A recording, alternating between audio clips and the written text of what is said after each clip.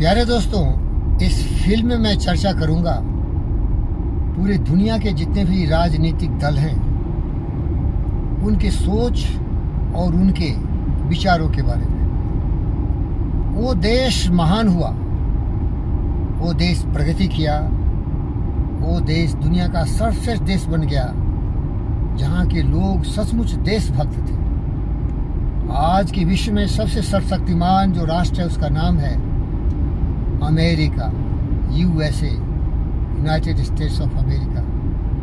50 से ज़्यादा राज्य हैं। उन्होंने बहुत राज्यों को मिला लिया, इसीलिए इतने बड़े राष्ट्र बने। लेकिन सबसे बड़ी जो उपलब्धि थी वहाँ के लोग जो सबसे बड़े हुए थे जॉर्ज वाशिंगटन। आप जानते हो कि अंग्रेजी सत्ता और ताकत इतनी सर्वशक्तिमान थी, वैज्ञानिक ढंग से विकास किया कि पूरे विश्व में राज किया। कभी वहाँ सूर्य अस्त होता ही नहीं था। तो 1786 में जॉर्ज वाशिंगटन ने उसको चुनौती दिया और मार मार के हड्डी तोड़ के उसको वहाँ से भगा दिया और देश को आज़ादी दे लिया जॉर्ज वाशिंगटन ने। इसीलिए वहाँ का जो अभी राजधानी है, कैपिटल है, उसका नाम है वाशिंगटन। वो जॉर्ज वाशिंगटन के नाम से मिला है।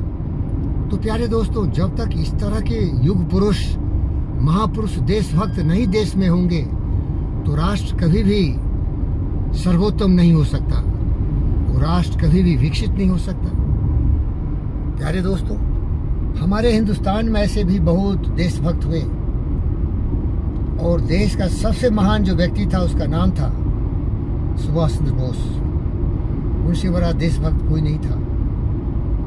देशभक्त थे लाल बाल पाल, भगत सिंह, चंद्रशेखर आजाद, गुरुदेव, सुखदेव, बहुत सारे ऐसे लोग थे जो देशभक्त थे। लेकिन किसी में इतनी क्षमता नहीं थी कि अंग्रेजी सेना को चुनौती देने के लिए आज़ाद हिंद फौज की स्थापना करें और देश के हर नागरिक को, बहन और भाइयों को इस गुलामी की बेड़ी से उसको मुक्त करें। और वो लड़ते लड़ते लड़ते लड़ते शहीद हो गए। कहा जाता है कि वायु दुर्घटना में उनकी मृत्यु हो गई। लेकिन आज भी जो भी एक देशभक्त है वो देशभक्ति की नशे में चूर है और उसके लिए जीना मरना सब देश के लिए है मेरी तरह, तो जरूर उनको याद करता है। इसीलिए तो उसने सम्मानित किया गया। इंडिया गेट पर उनको आदर्श पुरुष के रूप में दिया गया। वहाँ जो जॉर्ज 5 का पुतला लगा हुआ था उसको उखाड़ के फेंक दिया गया। प्यारे दोस्तों, अब मैं मुद्दे पर आता हूँ। जो भी राजनीति में आता हो उसके इन युग पुरुषों से सीखना चाहिए। उसमें शहीदी कूट कूट के भरा हो, देशभक्ति हो। और सुन लीजिए, जब देशभक्ति की बात करता हूँ तो जो हमारा ज्योग्राफिकल एरिया है, भौगोलिक हमारा क्षेत्र है, उसकी रक्षा और इसमें रहने वाले हर माताओं, बहनों, बेटियों, भाइयों, चाचाओं, दादाओं की सुरक्षा उसकी जिम्मेदारी होती है। और एक बहुत बड़ा उदाहरण दे रहा हूँ। जिस तरह भरत ने जब राम वनवासित कर दिए गए तो उन्होंने प्रतिज्ञा किया था कि कैकेयी की बात को 14 वर्षों तक जंगल में ही बिताएंगे। भरत के अनुरोध पर फिर भी वो लौट के नहीं आए। तो भरत जैसा देशभक्त और राम जैसा महापुरुष का खड़ाऊं लेके आ गया और राजगद्दी पर उस खड़ाम की पूजा करते हुए देश की सेवा की। कई बार मैंने ये बात बता चुका हूँ आपसे। जो भी राजनीति दल हो उसमें देशभक्ति की निष्ठा हो, अपने नागरिकों की सुरक्षा, उनके सुख और शांति के लिए मर मिटने की तमन्ना हो भरत की तरह। और जिस तरह खड़ाम को उसने राजगद्दी पर बैठाया था, यहाँ खड़ाम कौन है? परम पूज्य हमारे नागरिक हैं, उनकी पूजा की भावना से सेवा करें। दुख के साथ करना पड़ता है। हिंदुस्तान में जितने भी राजनीति दल हैं, शुरुआत हुआ था नेहरू से, जिसे हम जवाहरलाल बोलते हैं। वो सबको लाल बोलता था, मोतीलाल, जवाहरलाल, हीरालाल। लेकिन वो भी बहुत बड़ा दुष्ट था। देशभक्ति थी, कई बार जेल गया, लेकिन सचमुच देशभक्ति थी तो सुभाष बोस। गांधी भी उतना बड़ा देशभक्त नहीं था। सुभाष बोस की डर से ही अंग्रेज भाग गए थे। अंबेडकर देशभक्त थे, क्योंकि हमेशा अंबेडकर को नेहरू ने किनारे करा। सरदार वल्लभ भाई पटेल सचमुच देशभक्त थे, क्योंकि वो मर मिटने को तैयार थे। लेकिन गांधी की जो जादुई शक्ति थी और समर्थन था जवाहरलाल को, इसीलिए जवाहरलाल ही देश को प्रधानमंत्री के रूप में प्रकट किया और देश को बंटवारे के लिए प्रेरित किया। प्यारे दोस्तों, आज का जो राजनीति दल है, केजरीवाल, सारे गुंडे बदमाश लुच्चे लफंगे उसके पार्टी में हैं। सबसे शैतान उसके पार्टी में हैं। और आप सुना होगा कुमार विश्वास की वो बातें। खालिस्तान से उसका बहुत ही गहरा संबंध है, और जब खालिस्तानों के घर में उठता बैठता था, वहाँ से पैसे लेता था। तो कुमार विश्वास इस पर अपने विचार दिए थे कि हमें हिंदुस्तान की एकता अखंडता के लिए देश को तोड़ने वाली विरोधी ताकतों से संपर्क नहीं रखना चाहिए। तो गद्दार केजरीवाल क्या कहा था? अरे यार, टूट जाने दो, हमें तो एक सुनहला मौका है कि हम खालिस्तान के प्रथम प्रधानमंत्री बन जाएंगे। बताओ गद्दार। और देश की जनता उसी को जिता रही है। कितनी भोली भाली है। वो सोचती है केजरीवाल बिजली देगा, बिजली पानी सड़क सब फ्री कर देगा, तो उसको दे रहा है। बिकने वाले हिंदुस्तान के जनता, शर्म कर। अरे सीखना है तो सीख। घास की रोटी खा के भी देश के महान सपूत किसी के सामने घुटने नहीं टेके। तुम्हारा सर गर्व से उठा रहना चाहिए। सीख उन महापुरुषों से जिन्होंने देशभक्ति के लिए सब कुछ लुटा दिया। 2 पैसे पर बिकने वाले हिंदुस्तान के नागरिक, बिजली फ्री दिया तो बिक जाओगे। क्योंकि कारण है ये पढ़ा लिखा नहीं है। पढ़ाई लिखाई का मतलब ये मत समझना कि ये बड़े बड़े पद पर आसीन नहीं है। सबसे बड़ी पढ़ाई होती है देशभक्ति, सबसे बड़ी पढ़ाई होती है ईमानदारी, निष्ठा। बार बार बोला हूँ, देशभक्ति की नशा नहीं इन गद्दारों में, स्वार्थी है। और ये सारे पार्टियां ऐसे ही हैं। सोनिया की पार्टी क्या कर रही है? वाड्रा की पार्टी हो गई। जितने भी पार्टी है, ममता की पार्टी क्या कर रही है? बंगाल के लोगों को गुमराह करके हमेशा सत्ता माती है, गुंडे पाल के रखी है, हत्याएं होती है, तुष्टिकरण की राजनीति करती है। तुष्टिकरण तो मैं भी कर रहा हूँ। वो मुसलमानों की तुष्टिकरण कर रहा है। मैं तो हर नागरिक को अपना भाई बहन, अपना परिवार का सदस्य मानता हूँ, पूरे ब्रह्मांड को अपना परिवार मानता हूँ। तो प्यारे दोस्तों, आपकी जिम्मेदारी है, अगर हिंदुस्तान का हर नागरिक इन विचारों से प्रेरित होगा, देशभक्ति की भावना होगा, तो वो आगे आ जाएगा, बोलेगा जय हिंद, भारत माता की जय, वंदे मातरम। और वो कभी गद्दारी नहीं करेगा देश से। वो किसी मजहब के कानून से नहीं चलेगा, वो चलेगा तो देशभक्ति के कानून से, क्योंकि देश ही सब कुछ है। जो इस तरह की भावना से प्रेरित है वो कहाँ रहता है? मैं मुसलमान की बात खुल के कहता हूँ। 57 जो देश हैं, OIC, organisation of Islamic cooperation, क्या उनकी जमीन से उसकी परवरिश हो रही है? और क्या जो हिंदुस्तान में जो सबसे बड़े हमारे मुसलमान भाई हैं, क्या हिंदुओं से कम हैं? क्या हमारे प्रेसिडेंट 3 हमारे मुसलमान नहीं हुए? कलाम लास्ट थे। क्या हमारे आरिफ मोहम्मद खान देश के प्रधानमंत्री और प्रेसिडेंट होने की हकदार नहीं है? अवश्य हैं। क्या हमारे अब्दुल हमीद, जो हमारे देश की सुरक्षा के लिए लड़ते लड़ते शहीद हुए और हमें आज़ादी दिलाई थी, पाकिस्तान से लड़ते हुए विजय दिलाया था, क्या हमारे देश के भक्त नहीं थे?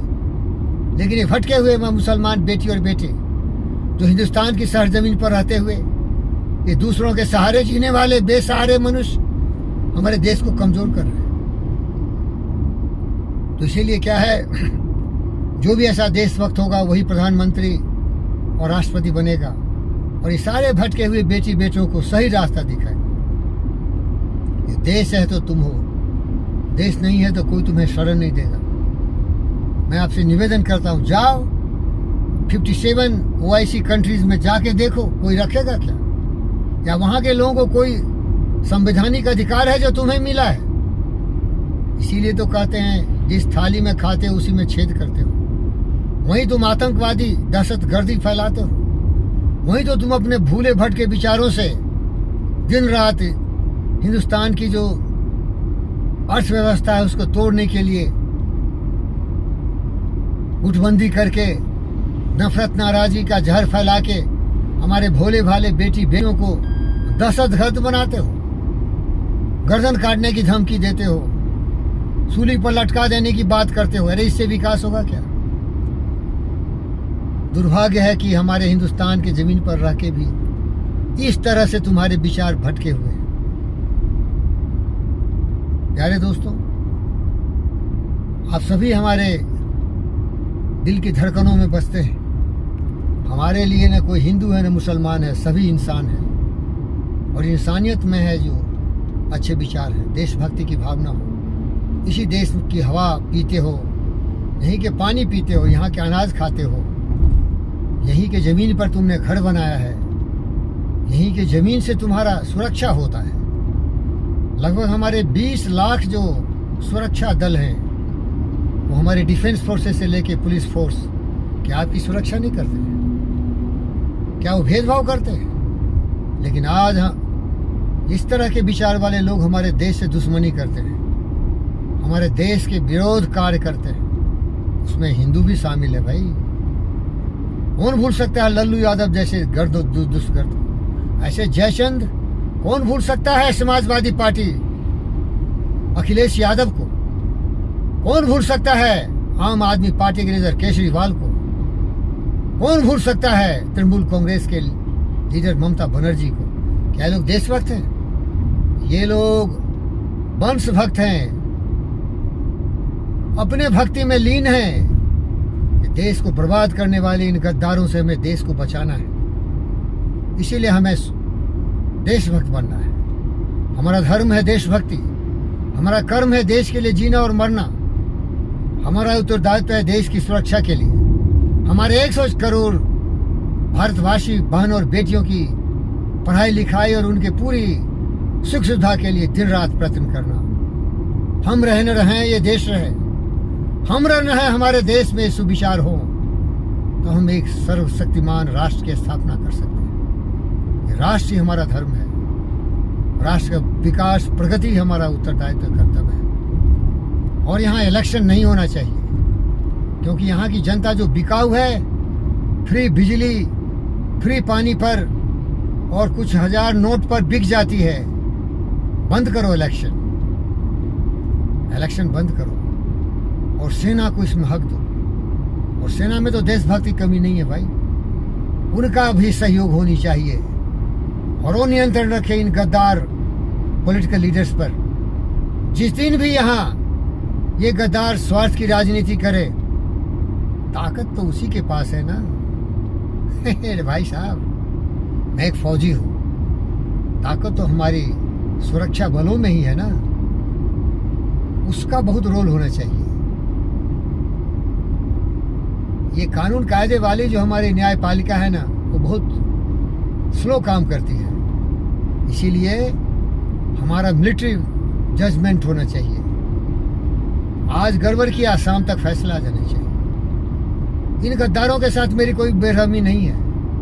जो देश को बेचता हो, जो देश को झुकने की बात करता हो, जो देश को गुलाम बनाने के लिए विदेशियों से संपर्क करता हो, आज खुद चाहे हमारे डिफेंस फोर्सेस पता करें ऐसे गद्दार कौन है। हमारा स्पाई है, पता करें। सुबह में केस हो, 2 घंटे में फैसला हो और तीसरे घंटे में सूली पर चढ़ा दो इन गद्दारों को। इस देश में वही रहेगा जो देशभक्त हो, देश में वही रहेगा जो सब सेना सैनिक होगा।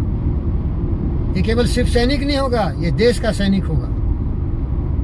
तो इस तरह के विचार से ही हम देश की तरक्की कर सकते हैं।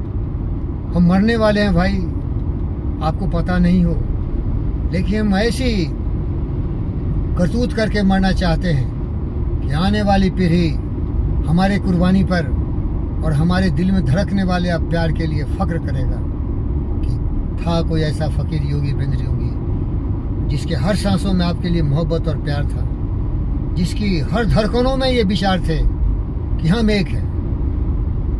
हमारा सबसे बड़ा जो जोड़ने का तंत्र है, तत्व है, नर्वस सिस्टम है, वो हमारी देशभक्ति और हमारा बौद्धिक विकास। हम धर्म की राजनीति से ऊपर उठे, हम कर्म की राजनीति में जाएं, हम ऐसे कर्म करें जिससे कि देश में एकता अखंडता का प्रवाह हो, जिससे देश सर्वशक्तिमान हो, कभी वैमनस्यता नहीं हो, कभी विरोध नहीं हो, क्योंकि हम सभी सत्य पर चल रहे हैं। सत्यमेव जलने की बात होती है, हम कमजोर कैसे हो सकते हैं मेरे भाई। मैं धन्यवाद करता हूँ, अपने लोगों के लिए पूरी श्रद्धा सुमन अर्पित करता हूँ और देशभक्ति ही हमारा जीवन है। जीना यहाँ, मरना यहाँ, तेरे बिना जाना कहाँ।